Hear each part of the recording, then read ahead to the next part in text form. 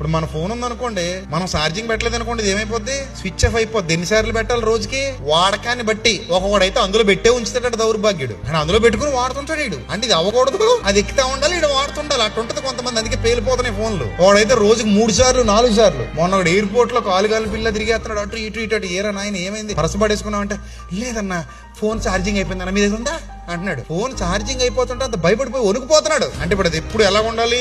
100% ఫుల్గా ఉంటా. దానికి ఛార్జింగ్ పెట్టేది నువ్వైతే, దీనికి ఛార్జింగ్ పెట్టేది ఎవరు? దేవుడు. ఎన్నిసార్లు పెడతాడు? సరే, ఎప్పుడు పెట్టాడు? అమ్మ కడుపులో ఉండగానే. ఎప్పటిదాకా పనిచేసేలా పెట్టాడు? ఆయన ఎంత ఆయుష్కాలం ఇస్తే అంత ఆయుష్కాలం ఒక్కటేసారి ఛార్జింగ్ పెట్టేసి పంపించేశాడు. ఇది అలా లబ్బు డబ్బు లబ్బు డబ్బు. నువ్వు పడుకున్నప్పుడు, లేచినప్పుడు, పని చేస్తున్నప్పుడు, మాట్లాడుతున్నప్పుడు, కూర్చున్నప్పుడు, తింటున్నప్పుడు, ప్రయాణాల్లో ఉన్నప్పుడు, నువ్వు ఏం చేసినా సరే అది కొట్టుకుంటూనే ఉంటుంది. ఆయన కీచి వదిలేశాడు. అదే నరుని ఆత్మ యెహోవా పెట్టిన దీపం.